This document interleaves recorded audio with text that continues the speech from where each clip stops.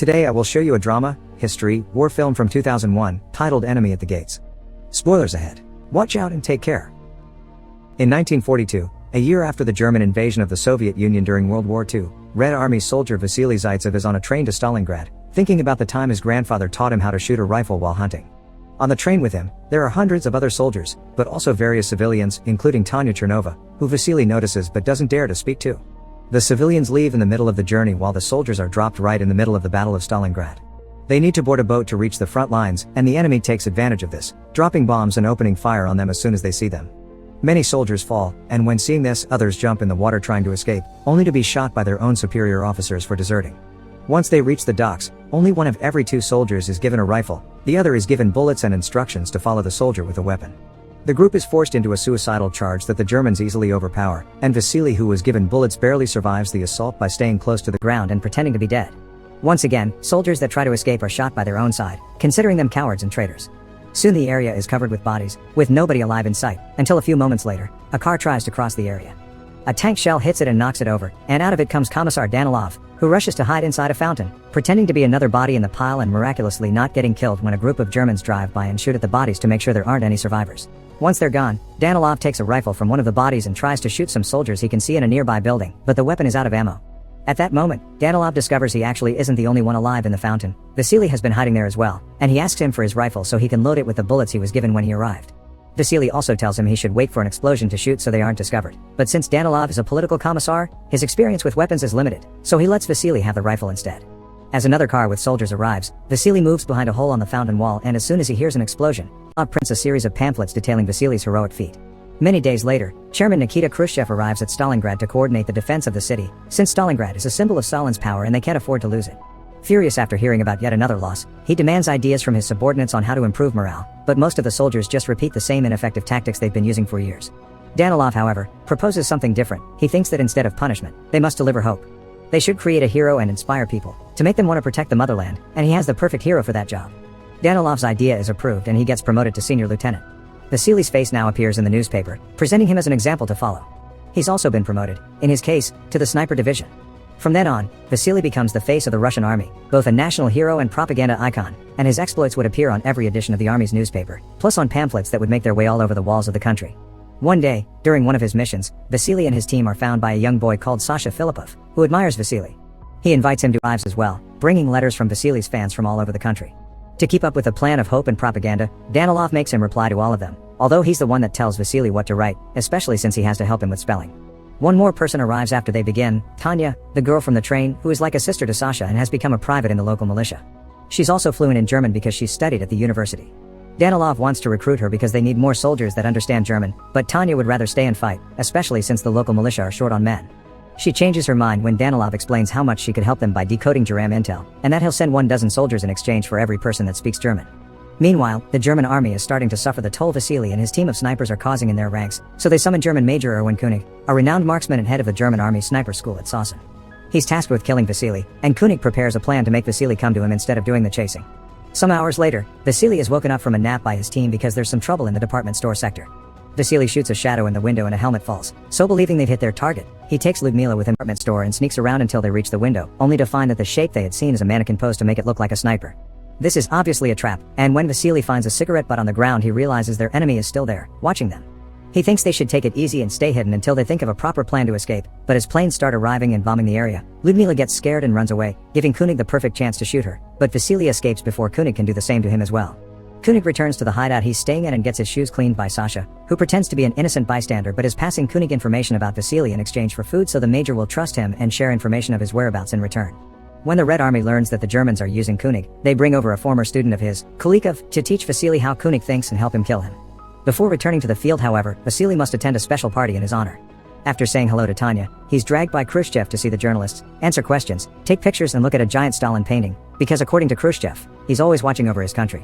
Seeing the painting makes Vasily think of the day his grandfather taught him to shoot again. It turns out he failed his first shot and that allowed the wolf to reach their hole. They could find König. As they sneak around as carefully as possible, they find a body in a shooting position, posed like the last trap. This means they're on the right track. After crossing an open area and luckily avoiding all bullets from the enemy, they manage to shoot 2 different repair guys before it's time for dinner. Volodya leaves his partners for a moment to retrieve the soup he had been heating in another room, but gets captured in the way. Kunik and his team try to make him confess where Vasily is hiding, but since Volodya won't talk, they dress him up as their own and send him out to pretend he's another repair guy. Without knowing who it really is, Kulikov immediately kills him, revealing their location on purpose so when he makes a helmet appear at the window, the enemy will shoot it and reveal their location as well. Kunik doesn't fall for the trap, so the duo decides to relocate, but when they jump an open section of the floor, Kunik takes the chance and shoots Kulikov while Vasily escapes safely. This constant chase between Vasily and Kunik is taking too long, and an impatient Khrushchev is starting to get on Danilov's back. After their meeting, Danilov goes to see Tanya to bring her a gift and try to court her, but she surprises him by asking to be reassigned. Some hours later, Vasily returns to headquarters and his mood isn't the best. He's never seen a shot like he's seen today, and thinks Kunik may be too good for him to beat. Danilov promises him their favor in return. He wants Vasily to talk to Tanya and convince her not to ask for that transfer. When Vasily tries to do so, Tanya explains that she asked to be transferred because earlier in the morning, she learned her parents were among a group of prisoners that were executed by the Germans, and she wants to go there and fight. Understanding her need for revenge, Vasily gives her Kulikov's rifle. After Sasha shares information with both of them, Kunik and Vasily go to the same abandoned building, thinking they will surprise the other. While Kunik waits at an elevated platform, Vasily and his sniper partner enter through and hide behind the pipes, the shaking of which alerts Kunik of their position. As soon as the duo tries to move, Kunik shoots them, causing Vasily to lose his rifle and his companion to get hurt. Vasily sends his partner back to headquarters since he can't do anything in that state, and while the sniper makes his way back into the pipe, Vasily tries to recover his rifle by tying some rope to a knife and throwing it at the weapon to drag him towards him. But when he finally manages to land it correctly, Kunik cuts the rope with an easy shot. When some German planes fly by dropping some bombs, they shatter the glass roof, and some of the shards fall in front of Vasily, giving Kunik a full view of his face.